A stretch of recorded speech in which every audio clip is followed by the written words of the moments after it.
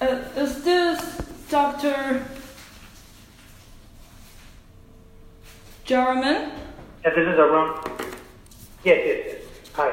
Hi, this is calling from a research agency located in Shanghai, China. And we are now conducting a study about the rehabilitation market between China and the United States. So here we got some questions to ask for your expertise for helping us understand the US market. So if that's okay, let's start the interview. Okay. Sorry, the first question is that I saw that you are an expert in the rehabilitation robot field, and we know there are several types of the rehab robots in use currently in the market.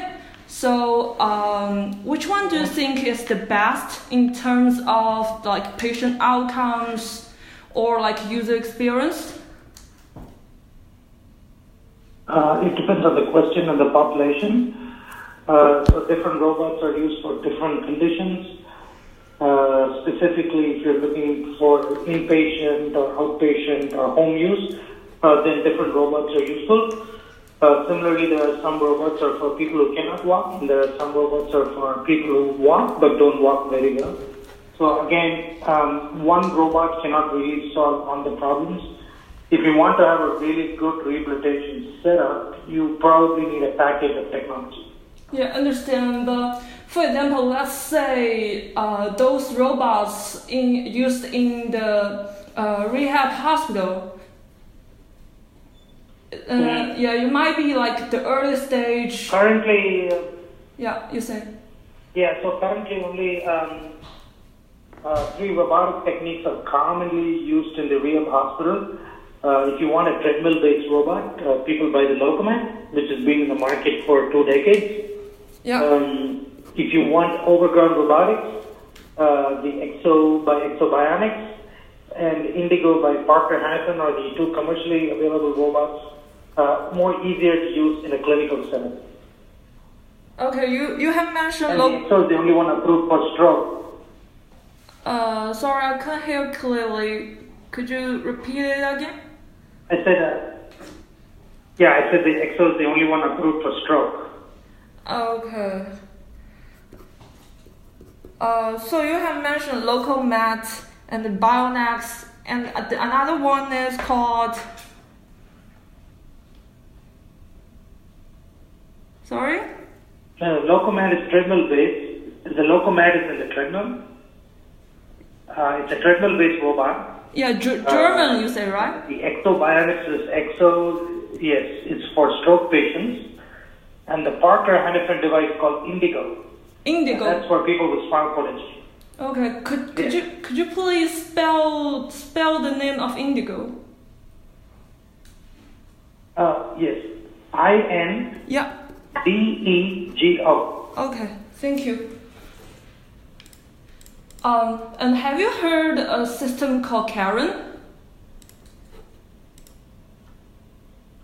Sorry? Have you heard? Can you tell me what the? Yeah, it's yes. So have you heard a system called Karen? Caren, which I think is produced by a company called Hokoma. Yeah, Hokoma owns the Locomat. Yes. The K-R-E-N or C-A-R-E-N? 他问是 C 还是 K C A R E N？ C-A-R-E-N。 R-E-M? M as in C-A-R-E-N.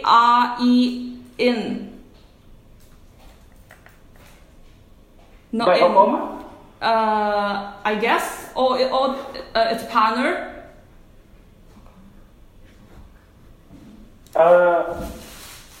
Probably, is it an upper limb robot or a lower limb robot? It's more like a system that combined with digit analysis and also the VR technology. Oh, okay. So it's probably something new, but I haven't heard about it specifically, but probably is something which Hokoma is trying as a solution.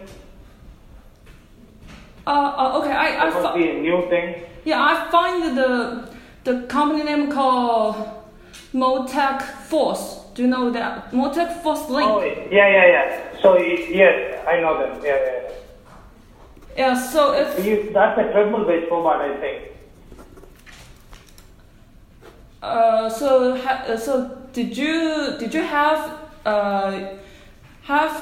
used? We have one of those. Yeah, you said. We have something called C-Mill from Motex. Okay. A VR-based treadmill. Yeah, C-Mill, right? Yeah, we have a C-Mill. But the Karen is an advanced, kind of expensive system which is used to measure human behavior. It's like a combination of motion capture and 3D dynamics. It's not super useful for hospital clinics, but it might be a great use for like research hospitals. Like if you're going to conduct research using that, then it's a great idea. It's traditionally very expensive and is used by big clinics and hospitals. Like the army uses it because active duty soldiers can train using it. It's a simulation device. Oh, okay. So why do you think it's more useful for those research hospitals? Because as far as I know, like those kind of equipment can also use for therapy because they can like monitoring how patients like move and record in real time. I mean, so it all depends on how much your hospital or anybody wants to spend. You know, there are very expensive equipment and there are moderately expensive equipment. There are cheaper equipment. It all depends on how you can bill your patients, if you can make the money back. End of the day, equipment is based on capital budgets of the hospitals. If some hospitals have a lot of money and they think they can recruit a lot of patients to make the money back, yes, it makes sense. End of the day, the science as such, there is no significant difference between having $1 million equipment versus a $500,000 equipment or $250,000. It's more of a marketing tool than a therapeutic effect. Okay, I understand. So let's assume that those kind of equipment, like their price can be lower in the future. Then is it yes, more possible that the hospitals would like to purchase for the real therapy? So are you talking about China or are you talking about generally anywhere else? I mean like in the States. Or just generally speaking? Hello? I mean just like generally speaking. I mean the reason how many hospitals don't buy these equipment because they take a lot of space. Okay. And they're very costly, but eventually when the price goes down, hospitals might be willing to buy them. And the other issue is every year some new equipment comes on. And let's say you buy one this year, and next year a new company comes on with the same device. You don't have space to keep on putting these devices. You know, there's only so much limited space to do so. Okay, so you think so far the barriers, one is money, and the second is because of the space, right? Yes. So space, and the third one is mainly patient population, right? A lot of times these are overkill equipment, which means it's too much for what you need to do. There's more simpler ways to get better outcomes. See, places like Europe and US, these equipment are needed just on more of marketing terms. Oh, okay, I get it. So if we talk about the like for user experience, you haven't seen any like advantage yes. for those robots? Which robots are we talking about? Still those like the one that produced by the Motec Force Link. the one that is big and. Oh, you mean the user experience? Yes. Yeah, the user experience will be very good because it gives them the ability to be in an immersed environment. Yeah. It's a fancy cave-like system that you can build with projection and virtual reality and kinematics and EMG and all that. One other way is to simply use VR cameras, virtual reality cameras, Yeah. and put a force treadmill. You can build that pretty cheap. You don't really need this expensive technique. I mean, you know that virtual reality cameras are super cheap now. Yes. And you can put an overhead harness and a split belt treadmill. All this can be built by you, one person on their own, without this fancy technology. This is like, as I said, if you have research in your space and they want to conduct research, then it's a good idea. Okay, but. Or if you want to use it in a top-notch military or high-level government hospital or top officials, yes, then it makes sense. Not for everyday use. Okay, so but when it talks about like treatment effect, is there any like those equipment could provide like better treatment outcomes, or there's no evidence showing that? There is no evidence yet. It might give you a better experience, user experience. As far as clinical outcomes, there is no evidence that this gives you any better outcomes. Okay, get it. So I know that in the United States, that when patients get rehabilitation service, usually they will be covered by the insurance. So if the patient, I mean that they want to have such experience. So if there is like what we talk about, like some hospitals is equipped with those high-level robots. So is there a tendency that the patients will more likely to choose those hospitals? That's what we think should happen. Yeah. I don't think that happens really. So that was the original strategy of the hospital. By keeping all these robots, we think we will attract more patients to come here as a marketing tool. But I don't think it really works that way because patients get bored after 1 or 2 sessions with the robot if the robots really don't do anything. See, there is another difference. The standard of care differs in the US. The top hospital is very even the regular standard of care is very high. So a robot is not going to really change performance that much. But in a medium-level hospital, the standard of care is much lower than robotic technology. And in a low-level hospital, the robotic care will be much superior than the standard of care. So it all depends which hospital you choose or which city and which part of the world you are. Okay, you have mentioned that actually the robots don't like improve the therapy performance, right? It depends on the country and it depends on the country and the hospital, right? As I said, let's say you do it in my hospital, and regular care is so high that the robot might have equal results. But let's say you go to, South Africa. The regular care might be so low that walking with a robot might give better outcomes than standard of care. So it depends on the hospital and the country. I'm quite confused right now. Which is why a lot of times you see, okay. Yeah, I'm quite confused because. You see there are studies that come out. Sorry. May I interrupt a little bit? So because I assume that for robots they provide like standard therapy service. So even it's like in different hospitals, the outcome should be the same, right? No, not necessarily. So let me explain this. Okay. Let's say you had a stroke, okay? Yeah.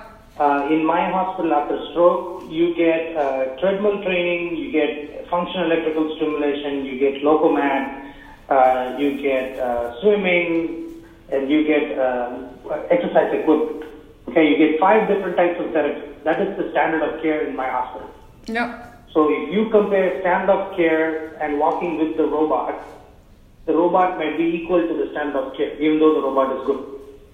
let's say you go to, Nigeria.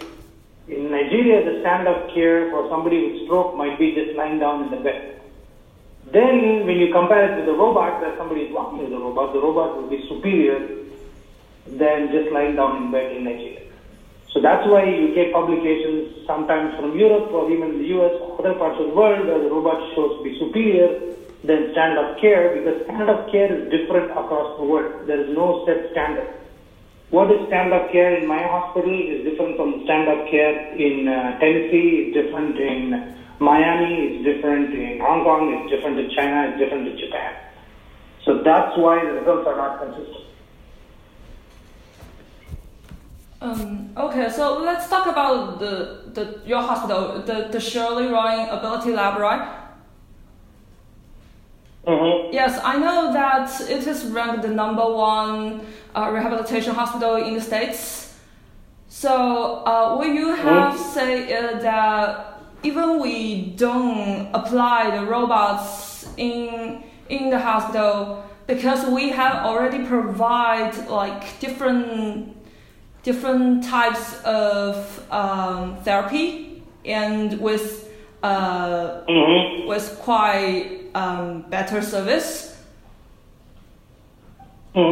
So actually the role that robots plays here is quite less important, right? Exactly. You got the point. Yes. So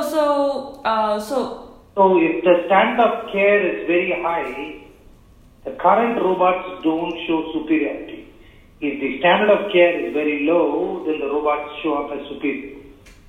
Okay, but I assume that robots can have some function that will replace those like human being. For example, they have high efficiency and like the therapists don't need to waste a lot of energy on helping the patients to do those PT exercises. Yeah, so that again depends on the hospital.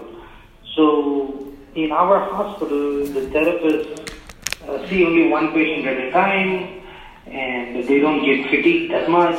In smaller hospitals, the same therapist might see multiple patients at a time. So yes, a robot can help can replace the therapist because the therapist gets fatigued. So again, it depends on the hospital. And that's why, as I said, this works in some places it doesn't work. In our hospital, therapists are worked on different levels, so they don't fatigue that much.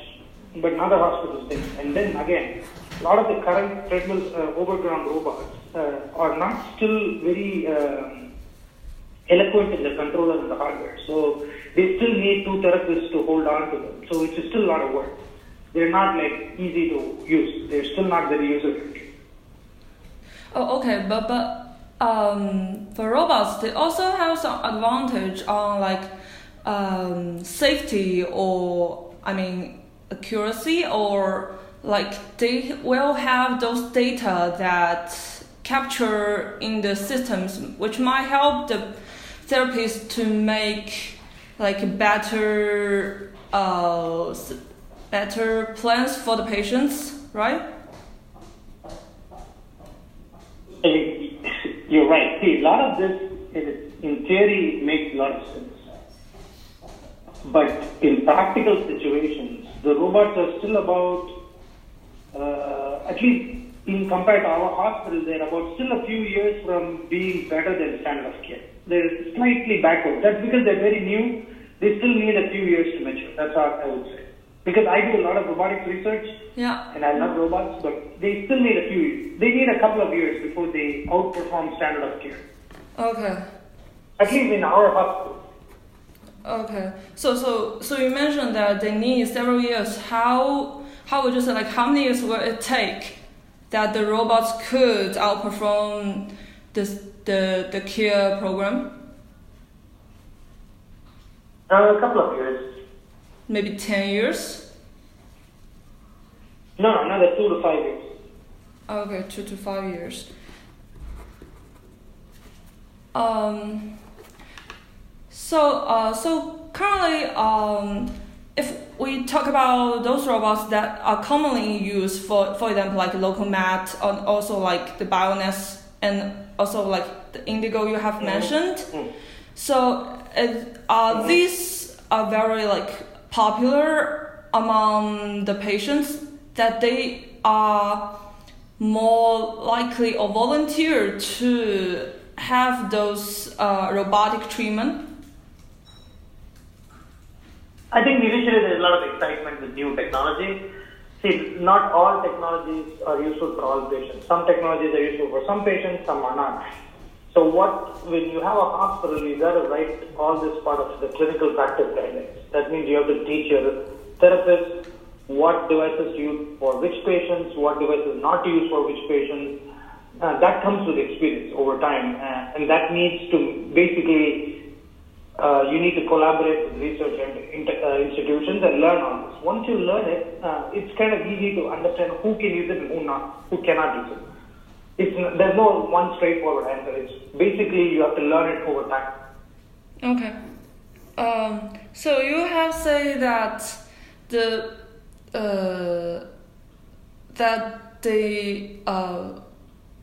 that they might need to work with those institutions to better understand the robots. So when you it's not. Yeah, you say. So the idea is not to just buy these technologies. You need to know what is known as clinical practice guidelines. Just buying technologies is of no use. You need to know how do you evaluate the right patients for which technology, how do you progress the patient, what should be the training, what should be the dosage, what should be the intensity, when do you get them off the robot, when do you keep them on the robot, when do you progress them in the robot. All these questions have to be learned, and that comes only with collaborating with big research institutes. Okay, get it. So I would like to know how this kind of system works in the Shirley Yuan Ability Lab, like how the research professionals work with the therapists to collaborate with each other to have like better outcomes for the patients. Yes. So plus we have over 70 years experience in the field, so there is a lot of experience, but the idea is we all try to work together, and each patient situation is discussed, and we try to figure out how do we best treat the patient and treat them case by case. So when one, for example, like one patient have to make the therapy plans, so there will be doctors and also the research team together? Yes. And then we will discuss the patient's case, find out what therapy should we give them, what therapy for the upper limb, what therapy for the lower limb, what do you do about speech, how do you improve their sleep, what medications do you give them, what kind of equipment should we buy, how do they go home, how do you prepare them for home life. All these questions will be discussed and planned. Okay, so if the research team now will like collect those data from the robots for like I don't know, maybe just for research purpose, or like for like particular patient.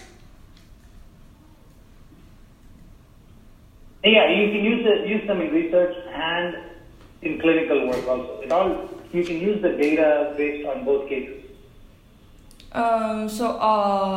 So first, does those like manufacturer company could also have the access to those data? No. So it's only used in the hospital. Okay, get it. No, you can't give access. That's like a violation of patient protection rights. Okay, get it. So you mentioned that one value is for research, and one value is for the patient to make better, I don't know, like therapy plan. What else value those data might have? What? Sorry, I didn't get your question. I mean, I just want to understand the value of those data. Like, is there any... That data can be used many ways. You can do clinical care. You can use it for research. You can use it for healthcare economics. You can use it for prediction. You can use it as numbers for your hospital to see how things are happening. It all, I mean, these are things will only come with practice. I mean, okay, so... You just can't answer this just over the phone call. Yeah, so while the manufacturer couldn't have the access to those data, but like how can they do those like R&D job to improve their equipment? Or they will just refer to research? A collaboration agreement with the hospital, and then the hospital will give them access to the de-identified data. Okay, get it.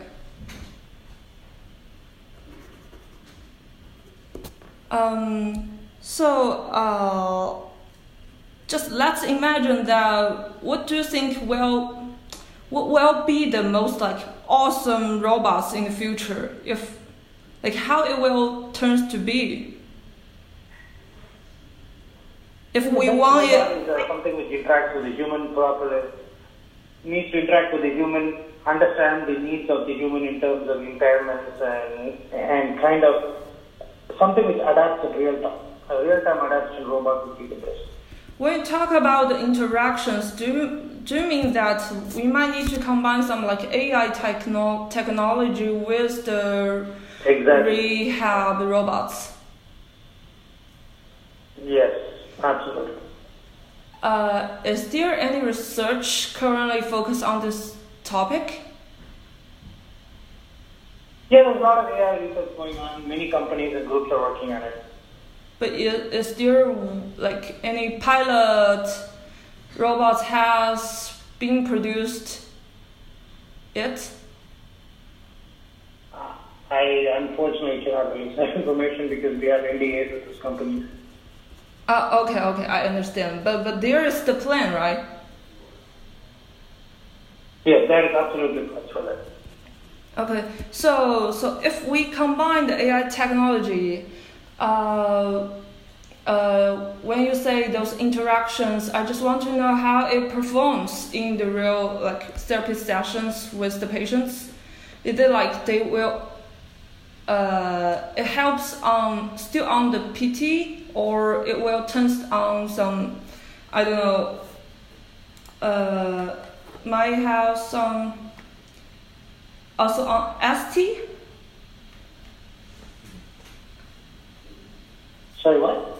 I just want to understand if the AI technology works, what interactions will happen between the patients and the robots, like how it can help those therapies. Without giving you too much information. Yeah, so without giving you too much information, all I can say is the idea is the job of the robot is understanding the intent of the patient, but also understanding the medical condition and adapt as the person improves or gets worse. Okay. You cannot not say the real case, just give me some imagination, so it will be fine.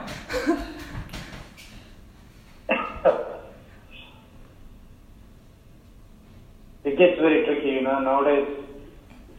Because if you go say somebody I heard this and that company gets offended and I get into trouble. Oh, okay, I get it. That's okay.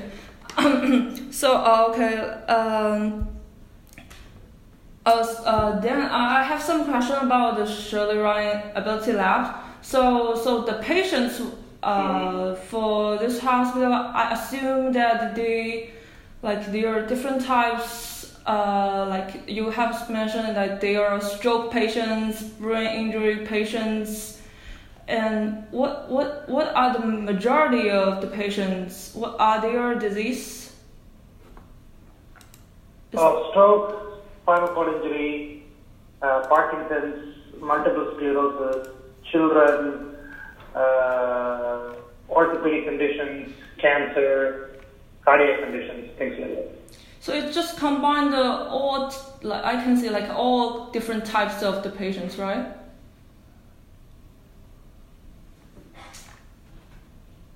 What? So anybody with a disability can come. okay. So is there any like which will take a larger percentage? The maximum is stroke. Okay, maximum is stroke. Like, could you estimate like how large? Like 70%? I have no idea. Oh, okay, get it. So you have say there are also some like children. So for children, what kind of disease are we talking about here?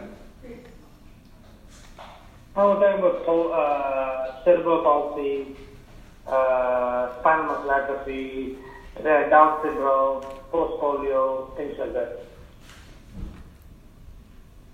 Okay, and the robotic treatment is widely used for stroke patient, or also like for some. It's used for all kinds of patients. All kinds of. Patients. Even for children. Yes. So for children, is there any difference between on those robotic treatment? Like, is there any? Absolutely. For example, like what? If we don't like. Yeah, I mean, these are very long conversations, really not explainable over the phone. These are practice guidelines which have to be explained and shown. And, I mean, really, I can't give you the answer on all the practice guidelines of the hospital over the phone. I mean, it's not very easy for them to read. Okay. I mean, it's very specifically child needs. You have to structure and plan what state of their disability does the child come. Is it a newborn child, or is it a 3-year-old, or a 6-year-old, or an 18-year-old? Is it a muscle weakness? Is it a neurological problem? Do they need a brace? Do they not need a brace? Is it a wheelchair bound? So these are, I mean, this would take you, it would take me a week to explain all this. I mean, this is a lot of work for me. So there's no easy answer for all. Yes, I understand. Okay. And so I also saw that you are research. You and also an expert on exoskeleton. Yes. So currently the exoskeleton is more widely used in research, right? In many hospitals, it's used in clinical care and in research. Okay, so do you think the exoskeleton is better if compared to those other robotic treatment, or just for different stages? It's very early, which is what I was trying to tell you. Actually, in the past, I was informing you about exoskeletons. It's very early stages. You probably still need some time for the technology to mature. Yeah. But they will get there. There are different types of exoskeletons, so they're going to get there. Okay. So for exoskeleton, they also have the function to capture the data, right? Yes. I mean, it's the same answer as the robots, the treadmill-based robots. It all depends on the capabilities of each hospital. If you go to a small hospital, you don't really have any use for the data from the robot. But if you go to a larger hospital which has an electronic database system which can store this data, has machine learning capabilities, which has AI capabilities, it has cloud service, then they can make good use of the data. It's all hospital by hospital based. Yes, understand. But for the data that's captured by exoskeleton and the data captured by those, I mean, for example, like local mat, is there any difference between those data on like dimensions? On the financials, probably not. I mean, like the data dimensions. Oh, sorry, what? So, for example, like there one group data that collected by the exoskeleton, and there another group collected by those robots, for example, like local meta or bioness. So, is there any like difference between those data dimensions?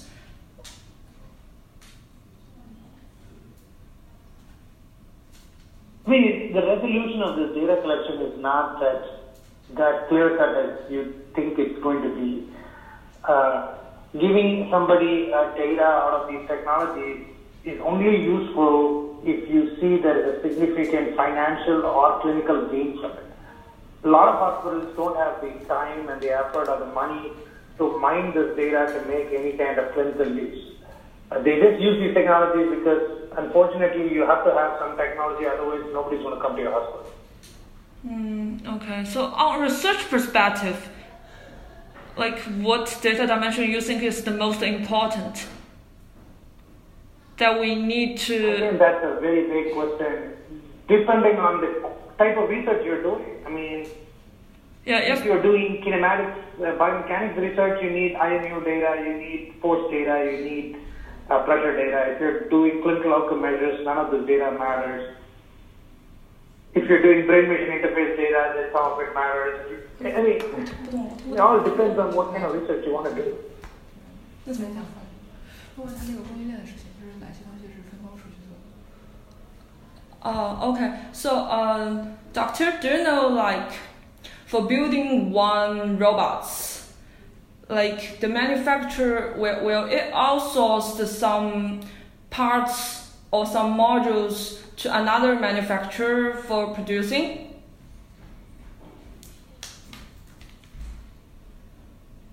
Yes. A lot of times the parts are manufactured in China. Oh, really? So is it like the core technology part is, or I just say like the patent is kept by the United States, like all other parts is produced made in China? I think now they have all these joint ventures. The manufacturing is moved to China, but then they also hold the rights of sale of the technology within China. So that rules are changing slightly nowadays. Okay, get it. There's some kind of joint ventures now. It's not purely, IP is not held only in the US. There is share of IP and all that going on now.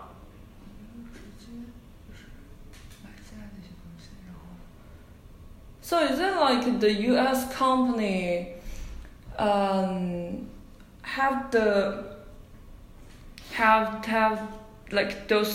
those modeling of the robots, and they just ask the Chinese manufacturer to build the whole robots? And because US has the right. A lot of times the parts are manufactured in China and assembled in the US. Okay, assembling in US.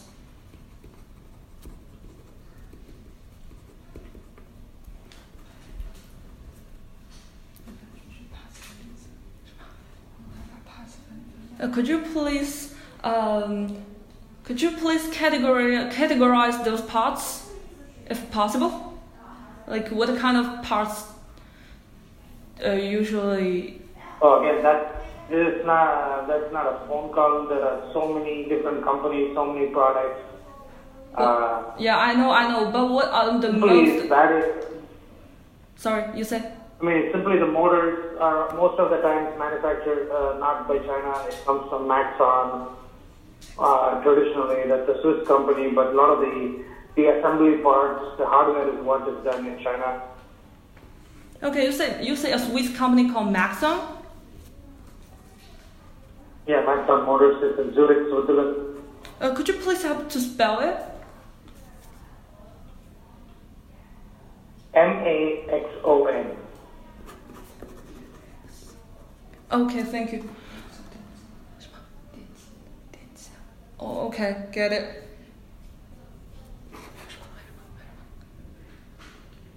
Doctor, could you hold on for a couple minutes? I need to go through with my question list. Okay. Yes, thank you.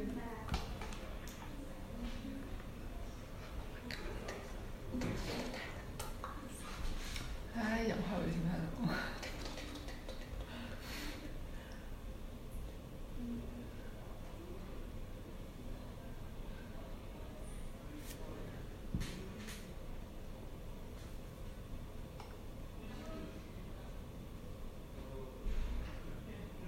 我觉得我刚刚还想起来一个什么，我忘记了。专利。Hi, doctor. I want to ask, how long will the patent last under the patent protection? A lot of times, I'm not exactly sure because I think you need to get, a lot of these companies don't get the Chinese patent protection. They get Europe and they get the US. Only recently they started getting the Chinese patent protection. So I'm not exactly sure how long it lasts. Oh, okay, but it is protected by under the FDA, right? Patent protection after the separate. Okay, get it. 专利一般是系到一些什么样的项目，然后就是不同看上去比较像的那种机器人会专利纠纷会很多，一般是这样。So is there many like conflicts between on the pattern? Because like for example there are two kinds of the robots, they look very similar. Like maybe one of them just copycat the another one. So yeah, is it quite like those kind of conflicts quite common in the States? It is. And then if you're a big company, you sue the small company for patent infringement. If you're a small company and the big company infringes on your patent, you can't end up suing them, so you just keep quiet. Yeah, there's a lot of patent infringement issues, and it's very complex topic. Especially in China, there's a lot of controversy of copying, and you probably noticed our president is tweeting about it. So it's an ongoing problem on patent infringement. 我觉得一般这种就上法庭了。So you will trigger those like lawsuits, right? Absolutely, there will be lawsuits if the patents are infringed. But you might know that because like many parts are produced in China, so those factories might understand how it works. They could assemble by themselves. Some copying. Yeah. Yes, but now there are some rules for that. Some rules are there. I don't know exactly what the rules is. Some new rules are there. But see, in the past, there's a difference in China now. In the past, the Chinese tended to copy technologies, but now I think they have their own very high quality R&D. So I don't see them to copy. And they also have a lot of money, so they just directly buy from the European and American manufacturers. They don't need to copy technology anymore. Yes, that's true. Okay, doctor, thank you so much for helping us with so many questions, and we have learned a lot from you. And if there is any other further question we have, can we keep in touch? Absolutely. Okay, thank you so much for your time, and have a good night. You too. Thank you so much for your call. Take care. Yeah, bye.